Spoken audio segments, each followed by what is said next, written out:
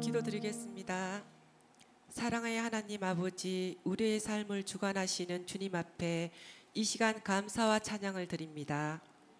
한 주간 또 저희를 지켜주시고 인도하셔서 이곳에 모여 주님을 예배할 수 있게 하심을 감사드립니다. 아멘. 저희의 찬양을 받으시고 성령 하나님을 만나는 복된 시간이 되게 인도하여 주옵소서. 아멘. 지난 한 주간 주님의 사랑에 걸맞지 않은 모습으로 살아왔음을 고백합니다. 우리의 말과 행동 그리고 생각 속에서 주님의 뜻을 따르지 못했던 모습을 주님 용서하여 주옵소서. 주님께서 요셉을 인도하신 것처럼 우리의 삶의 길도 주님께서 바르게 인도해 주시고 주님의 지혜와 사랑으로 충만하게 채워 주옵소서. 아멘. 주님께서 세우신 이 교회가 주님의 사랑을 전하는 교회가 되게 하옵시고 서로 사랑하며 한 마음으로 주님의 사역에 동참하게 하시고 서로를 격려하고 위로하며 하나님의 가족으로서의 따뜻한 교제를 나누는 복된 교회가 되게 하옵소서. 아멘. 주님의 영광을 드러내는 교회가 되게 하옵소서. 이 시간 목사님 말씀 전하실 때 성령의 능력과 지혜로 충만하게 하시고 아멘. 우리의 생각과 중심이 오직 하나님께로만 향하도록 인도하여 주옵소서. 아멘. 감사드리며 예수님 이름으로 기도드립니다. 아멘.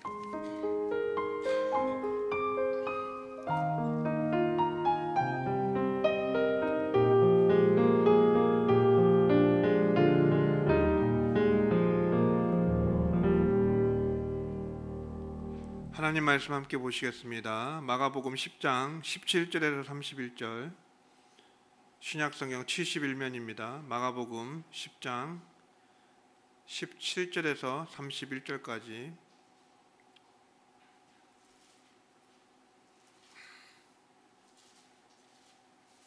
저와 여러분이 한 절씩 교독하겠습니다. 예수께서 길에 나가실새 한 사람이 달려와서 꿇어 앉아 묻자오되 선한 선생님이여 내가 무엇을 하여야 영생을 얻으리이까?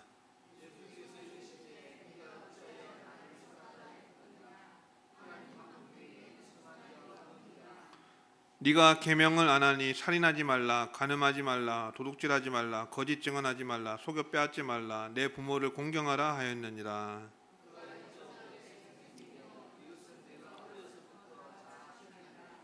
예수께서 그를 보시고 사랑하사 이르시되 네게 아직도 한 가지 부족한 것이 있으니 가서 네게 있는 것을 다 팔아 가난한 자들에게 주라.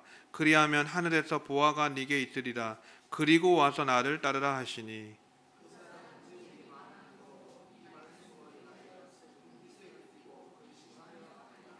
예수께서 둘러보시고 제자들에게 이르시되 재물이 있는 자는 하나님의 나라에 들어가기가 심히 어렵도다 하시니.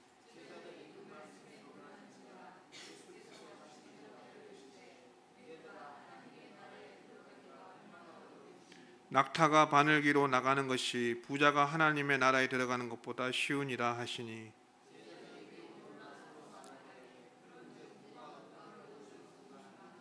예수께서 그들을 보시며 이르시되 사람으로는 할 수 없으되 하나님으로는 그렇지 아니하니 하나님으로서는 다 하실 수 있느니라.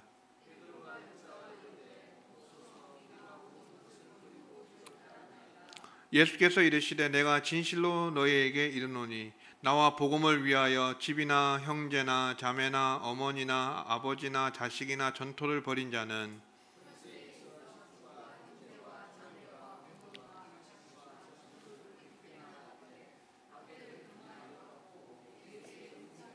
같이 읽겠습니다. 그러나 먼저 된 자로서 나중되고 나중된 자로서 먼저 될 자가 많으니라. 아멘. 이 시간 특송은 저와 전도사님이 특송을 하겠습니다.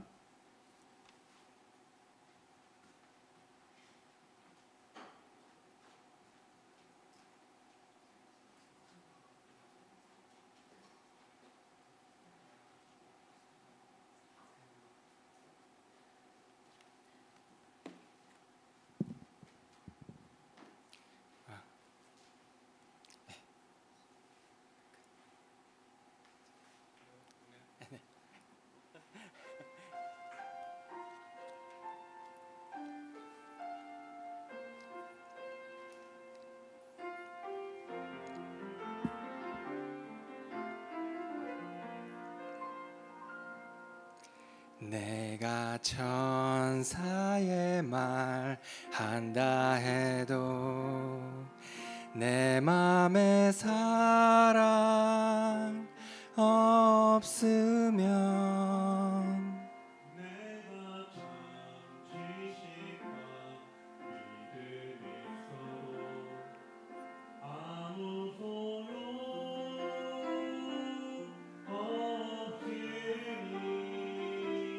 산으로 옮길 믿음이 있어도 나 있는 모든 것 줄지라도 나 자신 다 주어도 아무 소용없네 소용없네 사랑은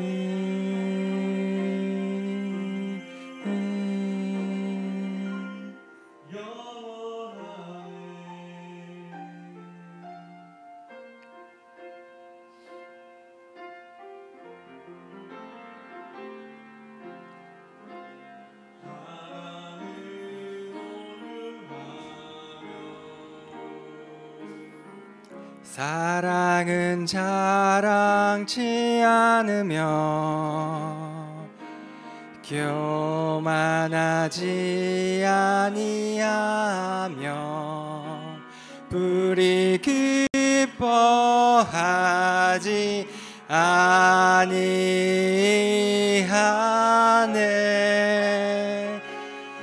내가 천사의 말 한다 해도 내 맘에 사랑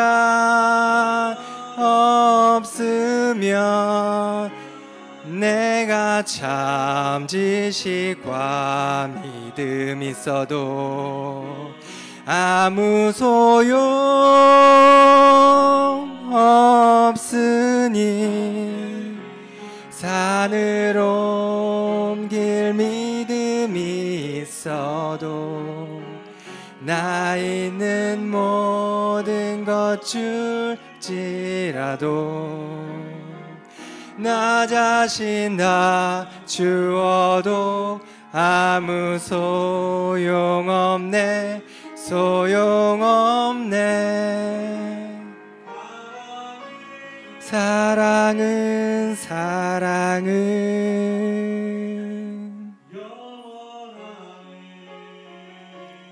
영원하네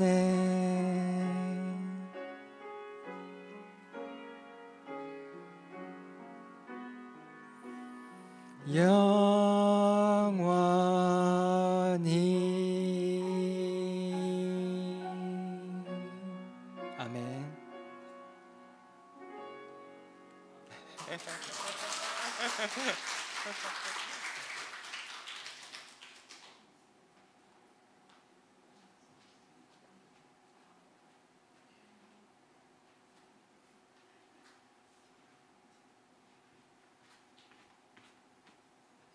연습 많이 했습니다. 괜찮았어요? 예. 광고 드리겠습니다. 오늘 또 이렇게 명찰을 한번 달아봤는데 우리 교역자들이 전사님이 준비를 하셔갖고 괜찮은가요? 네, 그래요. 네, 알겠습니다. 전도회별로 임시총회 9월 둘째 주일까지 해주시면 감사하겠습니다. 예, 나머지는 주보 참고하시면 되겠습니다. 할렐루야. 예, 오후에도 하나님의 크신 은혜가 함께 하시기를 주의 이름으로 축원합니다. 등록하신 분이 있습니다. 지금 오후에는 참여를 못 하셨는데요. 윤판영 집사님, 예, 어제 황금역에서 전도하다가 만났습니다. 관심을 보이시길래 대화를 좀 오래 나눴는데 마침 정착할 교회를 찾고 계시더라고요. 그래서 우리 교회 오늘 처음으로 오셔갖고 등록을 하셨습니다. 예, 우리 박수로 하나의 경험을 드릴까요? 예. 다음 주에 오시면 그렇게 우리 기쁜 마음으로 축복송도 불러드리고 또 선물도 드리도록 하겠습니다. 2018년도에 문화체육관광부에서 빅데이터를 조사해서 하나 발표를 한 게 있습니다. 세대별로 2030, 3040, 그다음에 육아하시는 어머니들, 그리고 5060 이렇게 관심사가 뭔지 그 키워드를 빅데이터를 분석을 한 게 있어요. 그걸 해보니까 여러분 2030은 가장 관심 있는 키워드가 뭐였을까요? 주제가 일자리였어요. 일자리, 취업, 고용 이런 거였습니다. 3명 중에 1명은 그거에 대한 관심을 보였어요. 그다음에 3040은 여전히 비율은 좀 떨어졌지만 그러나 여전히 일자리와 고용에 대해서 관심을 보였습니다. 육아하시는 어머니들은 당연히 교육과 육아에 대해서 주제에 대해서 관심이 많으시겠죠. 이건 뭐 당연히 나타나는 겁니다. 5060은요 의료 및 보건, 건강에 대해서. 근데 이 세대별로 이렇게 저마다 일자리 또 종합을 해보면 세 가지가 또 공통적으로 관심 있는 영역이 뭐였냐면 나이, 시간, 그리고 돈이었습니다. 나이, 돈, 시간 이런 순서였습니다. 여러분 어때요? 일자리, 나이, 돈, 시간 이런 관심사 여러분도 거기에 관심이 있으신가요? 여러분의 관심사는 무엇입니까? 우리 성도의 관심사, 하나님을 믿고 섬기는 성도의 관심사는 어떨까요? 우리도 어떻게 보면 이 현실 세상을 살아가는 한 해는 크게 다르지 않을 수도 있습니다. 물론 우리가 좀 구별되고 달라야 되는 면이 있지만 우리도 이런 고민 안 할 수 없잖아요. 이런 관심을 안 가질 수 없지 않습니까? 그래서 사람들이 저마다 관심을 가지는 주제가 있고 그게 사람마다 다 관심 영역이 다르다고 하는 사실이에요.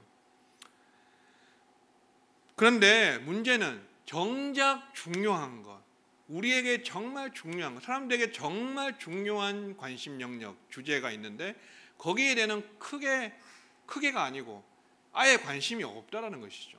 무엇입니까? 바로 우리의 구원과 영생이거든요.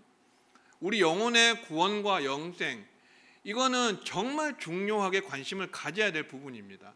우리 성도는 어떻습니까? 우리 성도님들은 이 구원과 영생에 대해서 관심을 좀 갖고 계십니까? 아니면 우리도 별반 세상 사람들과 다를 바 없이 돈이나 시간이나 나이나 일자리나 이런 것에만 온통 관심이 있는 건 혹시 아닙니까? 구원의 문제는 정말 그 어떤 것보다 중요한 문제예요. 반드시 짚고 넘어가야 되고 반드시 확인해야 되고 반드시 우리가 얻고 취해야만 하는, 놓치면 안 되는, 느슨하게 대해서는 안 되는 그 무엇이 바로 우리의 구원과 영생이라는 것이에요. 오늘 본문에 나오는 이 사람, 돈 많은, 재물이 많은 부자라고 하는 이 사람은 영생에 대해서 관심이 있었습니다. 없는 게 아니었어요. 영생에 관심을 보였어요. 적어도 관심이 영생에는 있었다라는 것이죠. 영생에 대한 관심이 적어도 있었어요. 재물을 많이 소유하고 있는 이 부자가 재물을 소유할 뿐 아니라 영생까지도 소유하기를 원했던 거예요. 그러니까 눈에 보이는 물질, 재물, 재산 소유하는 것을 넘어서 눈에 보이지 않는 그 세계, 영생, 내 영혼의 영생까지도 소유했으면 좋겠다, 가졌으면 좋겠다, 이런 욕심과 이런 관심이 있던 사람이었습니다. 자, 영생을 얻기 위해서는 무조건 먼저 무엇보다 관심이 있어야 됩니다. 우리가 직장인도 구직을 하는 사람이 그 자기가 얻고자 하는 직장에 대한 관심이 없다면 어떻게 구직을 할 수 있겠습니까? 일단 관심이 있어야 되죠. 학생이 좋은 성적 얻으려면 일단 공부에 관심이 있어야 되잖아요. 모든 일에는 마찬가지입니다. 세상 어떤 일에도 목표를 달성하는 데 첫 걸음은 바로 관심이라는 것이죠. 관심. 우리가 천국에 가는 길도 영생을 얻는 것도 이런 관심이 먼저 있어야 돼요. 사람이 죽은 후에는 어떻게 되는가? 사람은 어디서 와서 어디로 가는가? 죽으면 영혼과 육체는 어떻게 되는가? 뭐 이런 부분들, 그런 관심이 없다면은 영생에 대해서 어떻게 우리가 장담할 수 있겠습니까? 죽음 이후에 정말 천국과 지옥이 있다면 어떻게 천국을 갈 수 있을까? 이런 관심, 이런 궁금증, 이러한 질문들, 그런 것조차 없다면은 영생을 얻을 수가 없는 것입니다. 자, 그래서 구직자도 학생도 그렇게 목표를 달성하기 위해서 세상에 어떤 일에도 목표를 달성하기 위해서는 그 첫걸음이 바로 관심이라는 것인데, 관심을 가지고 스스로 이런저런 질문을 던지기도 하고 또 여기저기 찾아보고 알아보기도 해야 목표 달성을 위해서 한 걸음 나아갈 수 있습니다. 오늘 우리는 무엇에 관심을 갖고 있습니까? 여러분의 관심사는 무엇입니까? 다시 한번 질문 드립니다. 여러분의 관심은 어디에 있습니까? 혹시나 우리도 세상 사람들처럼 그저 영원하지 않은 것에, 썩어 없어질 것에, 그런 돈이라든지 어떤 그런 건강이라든지, 물론 건강에 관심 가져야 되지만, 그러나 이 세상을 살면서만 필요한 것들에 대해서만 관심을 가진다면 우리가 과연 진정한 그리스도인이라고 말할 수 있느냐? 우리의 관심이 거기에만 머물러 있다면 안 되겠죠. 한 단계 점프해서, 한 단계 도약해서 우리가 영생에 대한 관심, 구원에 대한 관심, 하나님 나라에 대한 관심을 가지고 우리가 나아가야 하는 것이죠. 그래서 오늘 죽으면 나는 과연 하나님 나라 들어갈 수 있느냐, 이런 질문들 스스로 하면서 우리가 지내야 하는 것입니다. 자, 부자가 영생에 관심을 가진 것은 참 잘했어요. 그건 잘한 일입니다. 그런데 그것만으로는 부족했다는 거죠. 오늘 본문은 그 한 가지가 부족했다는 것을 이야기합니다. 오늘 제목이 한 가지 부족한 것인데, 한 가지가 부족했대요. 19절에서 예수님께서 너가 계명을 아는데 살인하지 말라, 간음하지 말라, 속여 빼앗지 말라, 거짓 증언하지 말라, 내 부모를 공경하라 하였느니라, 이렇게 말씀하세요. 그러니까 이 부자가 뭐라고 대답하죠? 나는 어려서부터 이거 다 지켰어요 라고 얘기합니다. 정말 다 지켰을까요? 예수님께서 의도적으로 1에서 4계명을 빼고 말씀하세요. 1에서 4계명을 5계명부터 9계명까지만 말씀하셨어요. 그러니까 대인 관계에서 지켜야 될 계명만 말씀하시고 하나님과의 관계 속에서 지켜야 될 계명은 언급을 안 하셨습니다. 그러면 이 사람 어려서부터 계명 다 지킨 것일까요? 여러분 어떻게 생각하세요? 그럴 수 있죠. 진짜로 뭐 거짓 증언 안 하고, 속여 빼앗지 않고, 도둑질하지 않고, 살인하지 않고, 간음하지 않았을 수 있죠. 부모 공경하고 했을 수 있어요. 그런데 다 지킨 것은 아닙니다. 그죠? 뭘 안 지켰어요? 무슨 계명을 안 지킨 거예요? 1계명을 안 지킨 거예요. 1계명이 뭡니까 여러분? 다 같이. 너는 나 외에는 다른 신들을 내게 있게 하지 말지니라. 1계명이 너는 나 외에 다른 신을 내게 있게 하지 말라라고 하신 그 계명이거든요. 다른 신이라는 건 뭐예요? 우상이잖아요. 하나님 외에 그 다른 것, 내가 하나님보다 더 높이고 더 관심 가지고 더 중요하게 생각하고 더 앞세우고 우상처럼 여기는, 내게 정말 절대적으로 지대한 영향을 미치는, 내가 거기에 지배를 받고 살아가는 그 무엇, 그것이 바로 우리의 우상이고 다른 신이거든요. 뭐 우리가 부처님 거기 가서 절하고 그러지 않잖아요. 불상에 가서 절하고 그러진 않잖아요. 우리가 그런 다른 신을 섬긴다는 그런 의미가 아니라, 오늘날 이 시대에 적용을 해본다면 우리가 하나님 외에 다른 어떤 것에 더 우선시하고 관심 가지고 거기에 지배를 받는 무엇이 있다면 그게 바로 우리의 다른 신이고 우상인 것입니다.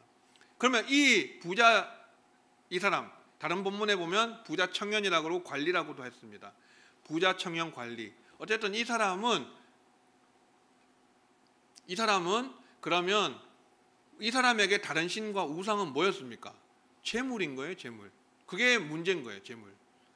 하나님과 우리 사이에 다른 신이 있게 하지 말라고 하는 말을 문자적으로 보면 하나님과 우리가 마주보고 있어요. 너는 내 얼굴 앞에서 다른 신을 두지 말라, 이 뜻이거든요. 내 얼굴 앞에서 하나님이 우리를 마주보고 있는 그런 느낌이에요. 그런 그림이에요. 마치 연인이, 사랑하는 사이에 두 사람이, 남자와 여자가 서로 마주보고 있어요.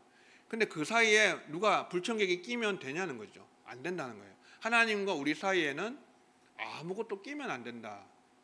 아무것도 거침이 되면 안 된다라는 것을 1계명이 말하고 있습니다. 그러니까 거침이 될 만한 것이 있으면 그건 다 제거해야 1계명을 지키는 것입니다. 근데 이 부자는 재물이 바로 그 우상이고 다른 신이어서 하나님과 그의 사이에 놓여져 있었다는 거예요. 이거를 제거하지 않으면, 이거를 치우지 않으면, 이게 해결되지 않으면 영생을 얻을 수 없다. 이 주님 말씀의 핵심이 바로 그거예요. 한 가지 부족한 것이 바로 재물을 사랑하는 마음이었습니다. 내게 있는 것을 다 팔아 가난한 자들에게 주라. 그리하면 하늘에서 보화가 네게 있으리라. 그리고 와서 나를 따르라. 이렇게 주님 말씀하십니다. 이 부자는 영생에 대한 관심이 있었습니다. 그것까지는 참 좋았어요. 그런데 한 가지 부족한 것이 재물을 사랑하는 마음이 하나님을 사랑하는 마음보다 더 컸습니다. 그래서 슬픈 기색을 띠면서 결국은 재물을 처분하지 못하고 정리하지 못하고 그 거침돌을 그대로 둔 채 주님을 곁을 떠나가는 이 사람의 모습을 보게 됩니다. 자, 그러면 이 사람은 10계명을 다 지킨 게 아니죠. 그죠? 1계명을 어긴 것이고,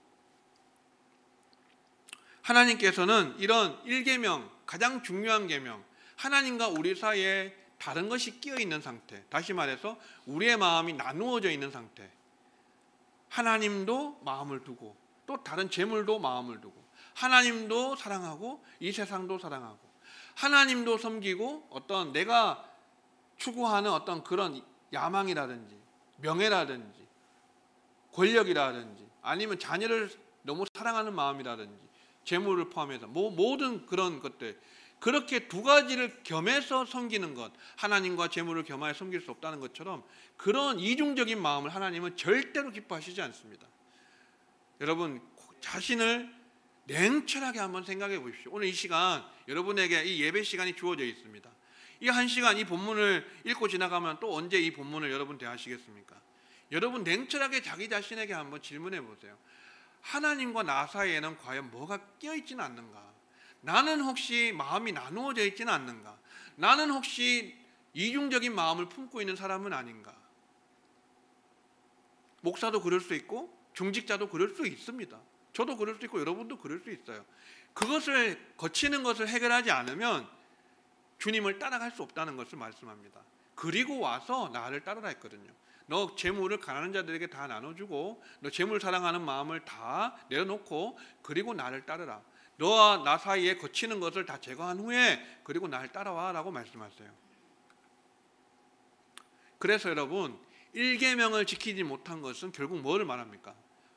10가지 계명을 다 못 지킨 것과 같은 것입니다. 이거는 도미노와 같은 것이에요. 하나가 무너지면, 제일 중요한 것이 무너지면 다 무너지게 되어 있습니다. 여러분, 세상 살아가는 것이 팍팍하고 힘든데 또 유혹이 많고 또 우리가 많은 주의가 필요한, 참 주님께 집중해서 살아가야만 이 세상을 이길 수 있는 그런 지혜와 힘과 능력을 공급받는데, 이 세상에서 우리가 이렇게 살아가면서 그런 우리가 주의하지 않으면, 주님께 집중해서 살지 않으면 하나만, 한 끗만 양보를 해도요 막 무너지게 돼 있어요. 다 무너지게 돼 있어요. 제가 오전에 약간 오해를 살 만한 말씀을 한 게 있는데, 술을 마시는 것이 믿음이 강한 것은 아니잖아요. 그건 절대로 아니잖아요. 내가 술은 아무것도 아니다 그걸 제가 얘기한 게 아니잖아요. 내가 무언가를 할 수 있는데, 할 수 있는 믿음이 있는데 그거를 못하는 사람을 위해서 내가 자제하고 절제하는 것이 강한 믿음이다, 그걸 얘기하고 싶었던 거예요 사실. 그러니까 술 같은 것도요 한 번 양보하잖아요 다 무너지게 돼 있어요. 술 같은 것도, 담배 같은 것도, 뭐 세상 사람들이 좋아하는 기호 이런 거 있잖아요. 그런 것들 하나씩 양보하기 시작하면, 타협하기 시작하면은 도미노처럼 다 무너지게 돼 있어요. 주일 성수, 주님 앞에 봉사하고 헌신하는 것, 그런 것들 마찬가지죠. 그러니까 한 가지가 전부가 될 수 있다. 오늘 말씀 핵심은 이겁니다. 한 가지 부족한 것이 전부가 될 수 있다는 것이에요. 전부가 될 수 있다. 결국 이 부자에게 한 가지 부족한 것은 한 가지가 아니라 전부였다는 것입니다. 주님은 그에게 그 부족한 것 한 가지, 곧 소유를 다 팔아서 가난한 자들에게 나눠주고 그리고 와서 나를 따르라 라고 말씀하셨습니다. 원론적인 질문 다시 한번 해보겠습니다. 그러면 영생은 어떻게 얻는 것입니까, 여러분? 영생은 어떻게 얻습니까? 무엇을 하여야 영생을 얻는 것입니까? 아니죠. 영생을 얻는 것은 결국 우리와 하나님 사이에 거치는 것을 다 제거하고 그리고 주님을 따라가는 것. 따름, 그거는 믿음이거든요. 따름이 믿음이거든요. 믿음이 따름이고 따름이 믿음인데 주님을 따라가는 것이 결국 구원, 영생을 얻는 길이에요. 그러니까 이 부자의 질문 자체가 사실 잘못됐어요. 무엇을 하여야 영생을 얻는다는 것은 있을 수 없는 질문입니다. 주님께서 그런 아이러니한 질문을 말하자면 정말 대도 안 한 질문에 정말 주님은 핵심을 찔러서 답을 하신 것입니다. 그 사람에게 네가 뭘 해야 영생을 얻는다고 생각하느냐? 그럼 네가 아무것도 할 수 없는 것인 영생을 위해서 아무것도 할 수 없는 것임을 네가 알아야 한다는 것이죠. 다 처분하지 않으면, 다 정리하지 않으면, 그리고 주님을 따라가지 않으면 영생을 얻을 수 없다.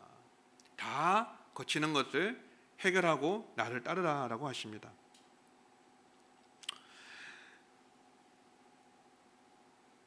부족한 것 한 가지를 해결하고 나서 그리고 주님께 나아가서 주님을 따르라고 하셨습니다. 그러면 영생을 못 얻는 것이 불가능하다는 것이에요. 영생을 못 얻지 못한다. 영생을 반드시 얻을 수밖에 없다. 주님을 따르는 문제. 그러니까 주님을 따르는 것은 주님을 믿는 것이고 주님을 믿는다는 것도 곧 주님을 따른다는 것을 의미합니다. 결국 행함의 문제가 아니라 믿음의 문제예요. 영생은 믿음의 문제예요. 주님을 따라가는 것의 문제예요. 따라가는 것. 주님을 따라가는 것. 그러니까 결국 내가 믿습니다라고 고백하는 것을 넘어서서 우리가 진실하게 주님을 따라갈 때 우리의 전인격을 다해서 주님을 따라가는 삶을 살아갈 때 우리는 영생을 반드시 얻게 되는 것입니다. 여러분, 다시 질문해 보겠습니다. 우리가 주님을 따르는 데 있어서 부족한 것 한 가지는 무엇입니까? 그 부족한 것 한 가지를 뛰어넘지 못하면 그러면 그 한 가지의 문제가 아니라 그것이 전부의 문제가 될 수 있다는 것을 꼭 우리가 기억을 해야 됩니다. 주님은 재물이 있는 사람이 하나님 나라에 들어가기가 어렵다. 얼마나 어렵냐? 낙타가 바늘귀에 들어가는 것이 더 쉽다 하셨어요.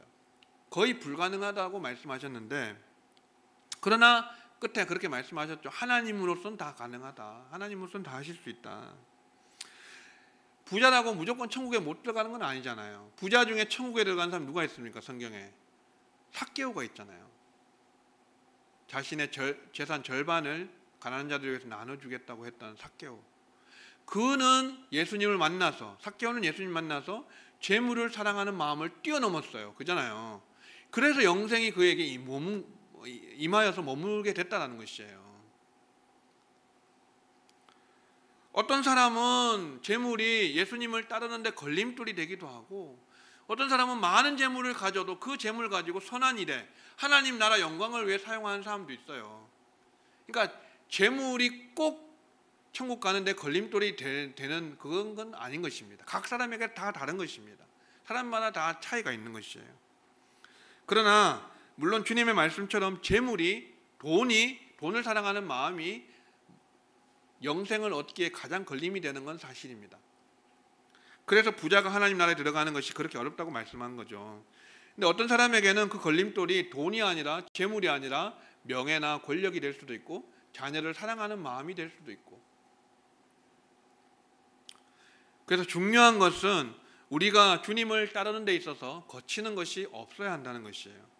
내가 주님을 따라가는데 자녀 때문에 안 되고 아니면 어떤 내 관계 때문에 안 되고 인간 관계 때문에 안 되고 내 직장 때문에 안 되고 내 어떤 의식주 문제 해결하는 것 때문에 안 되고 그렇게 되어서는 안 된다는 것이에요. 그것들보다는 주님이 앞서야 된다. 주님께서 우선되어야 된다. 주님이 더 가장 소중해야 된다라는 것을 오늘 본문에서 우리가 깨달을 수가 있습니다. 언제든지 주님이 나를 따르라고 하실 때 우리가 주님을 따라갈 수가 있는 그런 상태가 되어야 되는 것입니다. 그것이 주님을 믿는 것이에요. 우리가 믿음을 고백하고 시인하는 것만으로는 부족하다라고 성경에서 우리가 많은 부분에서 발견할 수 있습니다. 관심을 갖는 것만으로는 부족해요. 주님, 내가 주님께 관심이 있어요. 성경 말씀에도 관심이 있고 기도 생활에도 내가 봉사에도 헌신에도 충성에도 관심이 있어요. 관심만 가지고는 부족하다는 것을 알 수가 있습니다. 베드로가 마지막에 이렇게 말하죠. 보소서 우리가 모든 것을 버리고 주를 따랐나이다. 모든 것을 버렸습니다. 베드로가 주님을 따르기 위해서, 그 제자들이 주님을 따르기 위해서 버린 것은 무엇입니까? 먼저는 그물을 버렸고 배를 버렸고 부모님, 가족, 그렇게 자녀들 내버려 두고 주님을 따라갔습니다. 주님을 따르는 제자가 되었습니다. 그때 주님께서 뭐라고 대답하십니까? 몇 절이죠? 29절에 보면 우리 같이 읽어볼까요? 시작. 예수께서 이르시되 내가 진실로 너에게 이르노니 나와 복음을 위하여 집이나 형제나 자매나 어머니나 아버지나 자식이나 전토를 벌인 자는 현세에 있어 집과 형제와 자매와 어머니와 자식과 전토를 100배나 받되 박해를 겸하여 받고 내세 영생을 받지 못할 자가 없느니라. 아멘. 지금 주님의 언어가, 구원과 영생을 표현하는 언어가 조금씩 본문마다 다른 걸 아시겠죠? 네. 어떤 데는 믿어야 구원받는다, 성경이 이렇게 말하고요. 또 어떤 데는 주님을 따라가는 제자가 되어야 구원을 받는다고 말하고요. 오늘 본문에는 주님 외에 다른 건 다 버릴 수 있어야 영생을 반드시 얻게 된다, 못 얻지 못한다라고 얘기하십니다. 그럼 버린다는 말의 의미는 무엇이냐? 정말 우리가 문자 그대로 가족 다 버려야 되느냐? 그렇게 되면 기독교는 반인륜적인 집단이 되는 것이죠. 예, 그런 의미라기보다는 제가 해석하는 의미는 이런 것입니다. 버린다는 말의 의미는 주님보다 더 사랑하거나 더 중요하게 여기거나 더 앞세우는 것이 있으면 안 된다라고 이렇게 저는 해석합니다. 덜 사랑해야 된다, 그렇게 말합니다. 미세오라고 하는 이 헬라어는 덜 사랑한다, 그런 의미가 있어요. 버린다, 직역하면 버린다지만 덜 사랑한다, 이런 의미가 되거든요. 그러니까 우리가 주님보다 모든 것을 덜 사랑해야, 근데 그 차이가 현저하게 차이가 나야 돼요.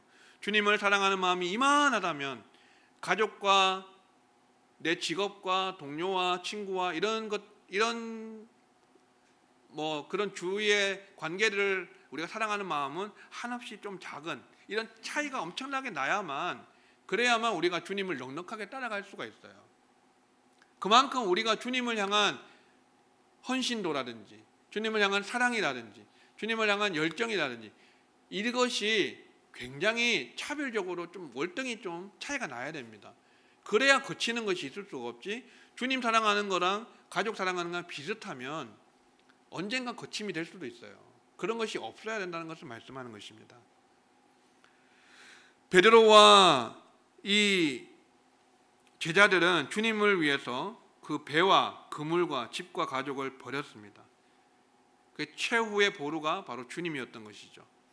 이 부자의 최후의 보루는 재물이었습니다. 그죠? 부자에게는 재물이 최후의 보루였습니다. 그것만큼은 안 되는 거였습니다. 영생을 얻고 싶지만 영생을 준다 해도 그것만큼은 안 되는 것입니다. 그게 최후의 보루거든요. 그러니까 그게 곧 전부라는 거예요. 그 사람에게는 전부란 뜻이에요. 그래서 우리는 주님이 나의 전부가 되셔야만, 그래야만 주님을 따를 수 있고 넉넉하게 영생을 소유한, 영생을 못 얻을 수가 없는 상태가 된다는 것이에요.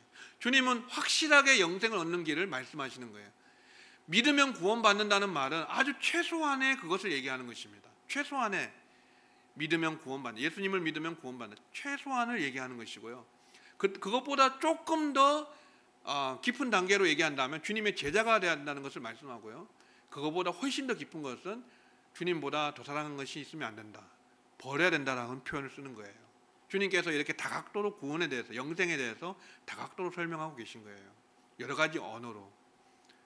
그러니까 가장 확실한 거는 버릴 수 있을 만큼의, 모든 것을 버릴 수 있을 만큼의, 내가 최후의 보루까지도 남겨놓지 않고 주님을 위해서 희생할 수 있을 만큼의 상태가 될 때 우리는 제자들처럼, 베드로처럼 현세에 있어서도 버린 것에 100배를 박해를 겸하여 받는다 했지만 100배를 받고 내세의 영생을 못 얻을 자가 한 명도 없다. 확실하게 그건 보장된다는 것이에요. 영생이. 자, 여러분 오늘 말씀 정리하겠습니다. 주님 때문에 포기하고 내려놓은 것들 우리가 있어야 돼요. 그것이 없다면은 우리 믿음의 걸음에 뭔가가 빨간불이 켜진 것입니다. 내가 주님을 따르는 데 있어서 뭔가 포기하고 버리고 내려놓고 한 것이 있어야 돼요. 그것이 없는 것은 이상한 것입니다. 주님의 제자라고 말할 수가 없는 거예요.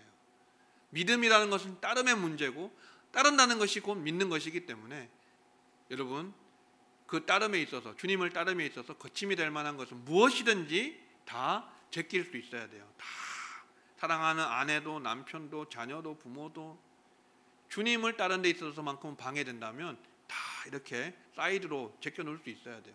그래야 영생을 못 얻지 못한다는 오늘 이야기입니다.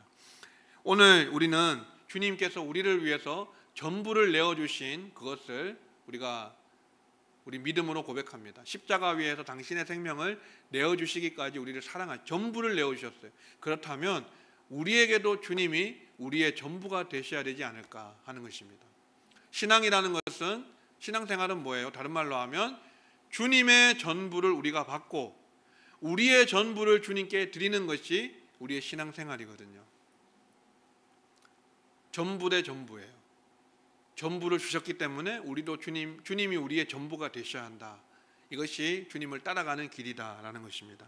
사랑하는 성도 여러분, 한 주간도 주님의 사랑을 생각하시면서 주님이 우리의 전부가 되실 때까지 주님을 따르는데 방해가 되는 모든 걸림돌들을 마지막 남은 최후의 보루 그 하나까지도 다 포기하고 내려놓아서 넉넉하게 영생을 얻으시는 우리 모든 성도들 되시기를 주의 이름으로 축원합니다.